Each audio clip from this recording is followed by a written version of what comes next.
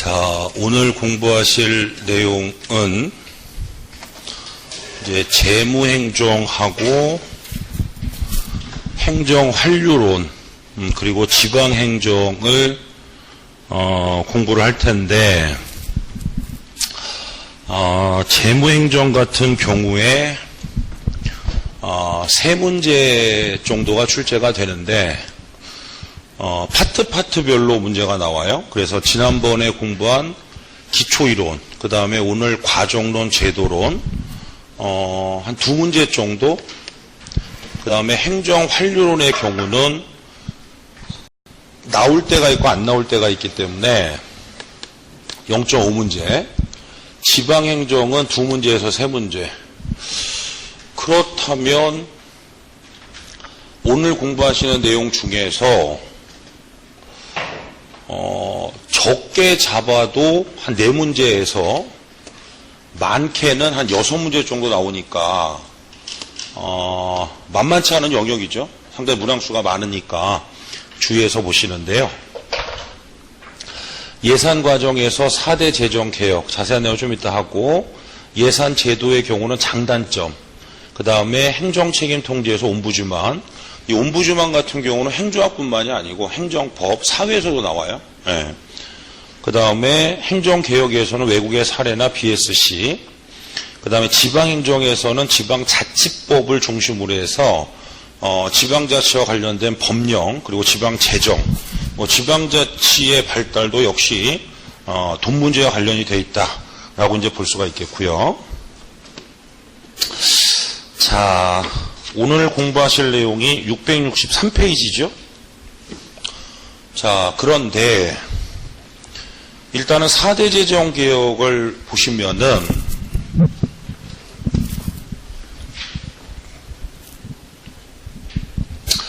자, 4대 재정개혁의 경우는요,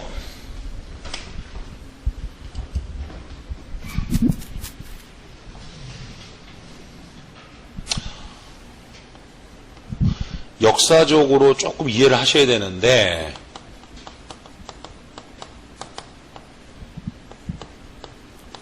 (2005년) 참여정부 당시에 그때는 이제 기획예산처였어요. 기획예산처와 재정경제부가 분리가 돼 있었고, 이명박 정부에 들어서서 기획예산처하고 재정경제부가 합해지면서 지금의 기획재정부가 됐는데, 어쨌든 2005년도 당시 중앙예산기관인 기획예산처가 자체적인 프로그램으로 이른바 이제 4대 재정개혁을 도입을 한다라고 이제 볼 수가 있겠고요.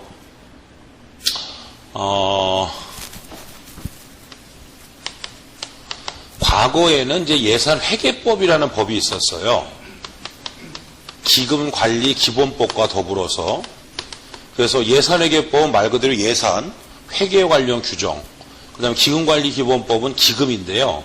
요게 폐지가 되면서 이른바 이제 국가재정법이 제정이 돼서 2007년 1월 1일부터 현재 이루고 있다. 2007년. 그러니까 2005년도에 기획예산처에서 자체적 프로그램의 일환으로 4대 재정개혁을 도입했는데 법적인 근거가 필요했던 거죠.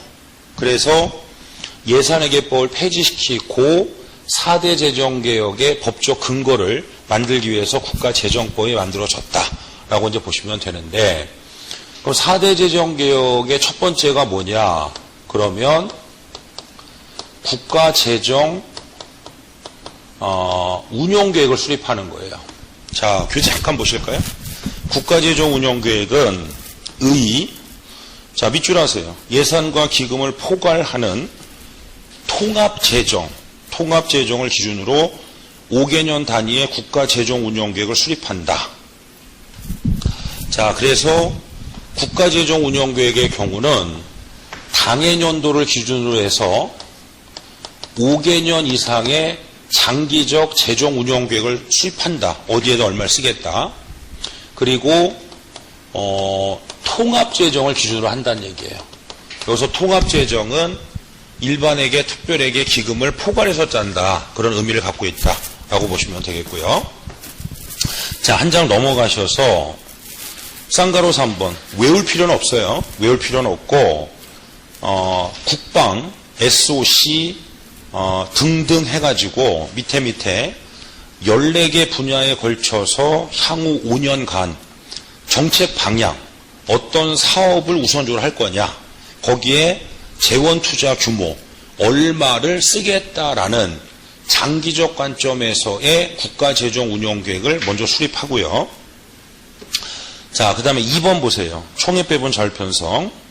자, 총액배분 자율편성 제도는 단기적 시각의 예산 편성 방식이 갖고 있는 문제를 해소하고 장기적 시각의 재정 운영을 도모하기 위하여 밑줄 하세요. 국가재정 운영 계획을 참조하여 각 부처별 지출 한도를 설정. 그러니까 총액배분 자율편성은 뭐에 근거한다? 국가재정 운영 계획에 근거한다. 그러면 밑줄 하세요. 개별 부처는 지출 한도 내에서 기획재정부가 설정한 지출 한도 내에서 사업의 우선순위를 확정, 자체 예산을 편성까지 밑줄해 두시고, 자, 국가재정 운영 계획의 근거, 부처별 총액배분을 하기 때문에 하향식에다 동그라미, 하향식에다 동그라미, 자원을 배분하는 제도. 자, 앞에 보시고, 그럼 결과적으로 국가재정 운영 계획은 어디서 수립하는 거예요? 기획재정부. 기획재정부가 국가재정 운영 계획을 수립하고 중앙행정기관별로 부처별 지출 한도를 설정을 해줘. 그러니까 좀 이따 보면 알겠지만 국가재정법에는 사실상 총액배분이라는 단어는 안 나와요. 단어가 안 나오고 국가재정법에 뭐라고 되어 있냐면 중앙관서별 지출한도. 그러니까 예를 들어서 좀 이따 얘기하겠지만 환경부 얼마, 국방부 얼마 이런 식으로 부처별로 지출한도를 설정을 해준다. 그러면 총액배분 범위 안에서 자율편성을 하게 되는데 여기서 꼭 기억하실 게 하나 있어요. 다시 총액배분은 뭐에 근거해서? 국가재정 운영계획에 근거해서 각 부처별로 총액배분을 하기 때문에 예산결정의 흐름은 탑 다운이다. 이 말은 버텀업이 아니라는 얘기예요. 예, 상향식이 아니라 하향식이라는 거, 그걸 꼭 기억을 해주실 필요가 있겠고, 한 장 넘어가 볼까요? 3번 성과관리 제도라고 해서 그림 밑에 봐봐요. 자, 성과관리 제도는 재정개혁을 위한 주요 과제로서 국가재정 운영계획 및 총액배분 자율편성 제도 도입으로 어쨌든 각 부처의 예산 편성 자율권이 많이 확대가 됐죠. 자율편성이니까. 이에 상응, 재정집행에 대한 부처의 책임성을 제고하기 위해서 도입된 제도다라고 보실 수 있겠고요. 자, 쌍가루 2번 성과관리는 밑줄 하세요. 예산 편성, 집행, 결산의 예산 주기처럼 3년의 주기로서 성과계획서 작성, 당해년도 사업을 집행한다. 그 다음에 성과보고서를 작성하는 과정으로 이루어진다. 자, 다시요. 결국 성과관리라는 것은 각 부처가 자율편성 이 돈을 써서 어떤 성과를 높일 건지를 미리 성과계획서라는 형식으로 제출을 하고 예산이 통과가 되면 집행을 해요. 이제 집행을 하고 그 성과 달성 여부 성과 보고서를 제출함으로써 국민의 혈세를 낭비하지 않겠다. 그런 의미를 갖고 있고, 오른쪽 보시면은 자, 디지털 예산 회계 시스템인데요. 그러니까 우리의 앞서 있는 기술을 이용해서 예산 회계를 아날로그에서 디지털로 바꾸겠다는 뜻이다. 그래서 디지털 예산회계 시스템은 사실상 뭐냐면 여러분들이 볼 때는 이게 홈페이지예요, 결국은. 그래서 홈페이지에다가 예산과 회계에 관한 내용을 축적을 해놓겠다는 의미를 갖고 있는데요.